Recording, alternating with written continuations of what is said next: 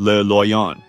The urban legend of Le Loyon was extensively covered by Swiss media, particularly by Le Matin newspaper in 2013. Unlike many folklore figures, this mysterious person was photographed multiple times, with verifiable sightings by local residents spanning a decade in the Mals region of Switzerland. Le Loyon was first documented around 2003, when residents began reporting encounters with a tall figure in the woods. What distinguished these sightings from typical urban legends was their consistency. The person always wore the same outfit, a vintage military gas mask and a thick camouflage coat. A local photographer was able to get a photograph of Le Loyon, which marked a significant step forward in documenting his presence. This photograph, which appeared in Swiss publications, showed exactly what witnesses had described: a person dressed in military uniform traveling alone through the forest paths. The photographs served to prove that this wasn't just local talk, but a real person. The most concrete proof came in September 2013, when Le Loyon's entire costume was deliberately left in the woods. The note that was found, which was published in part by Swiss media, mentioned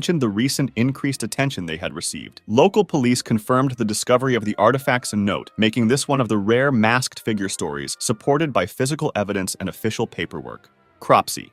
The Cropsey legend was about a deranged individual who would wander Staten Island's Willowbrook Mental Institution grounds after dark in the 1970s and 1980s. Cropsey was attributed to the disappearances of many children in the area. Many of the legends describe Cropsey as an escaped mental patient. He was most often described either wielding a bloody axe or with a hook for a hand. In reality, Cropsey was found to be Andre Rand, a former Willowbrook orderly who would become one of Staten Island's most notorious criminals. Rand worked at the institution during its most notorious period, a time when patients were subjected to extreme neglect and abuse. After the institution's closure, he continued to haunt the periphery of the community, becoming a real-life embodiment of the Cropsey legend. Rand was convicted of kidnapping multiple young girls, with suspicions of involvement in numerous disappearances. His actual crimes mirrored the urban legend almost precisely, targeting vulnerable young women, operating around institutional grounds. The first confirmed kidnapping attributed to Rand was that of Jennifer Schweiger in 1987. She was a 12-year-old girl with Down syndrome, exactly the type of vulnerable victim the Cropsey legend had described. Rand had a total of 5 notable alleged victims, and in 1988 he was sentenced to 25 years in prison.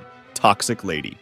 According to the Toxic Lady legend, a mysterious woman arrived at a California hospital in the 1990s, and when medical staff drew her blood, toxic fumes caused hospital workers to collapse. As the tale spread, it grew more dramatic. Some versions claimed her body melted through floors, and her presence caused equipment malfunctions. The legend describes hazmat teams quarantining hospital wings and staff falling ill from merely being near the woman. Stories tell of her skin's oily sheen, highly acidic blood, and strange odors that induced unconsciousness. The tale typically ends with her death and body being sealed in special containment. The truth behind this legend is the case of Gloria Ramirez in 1994.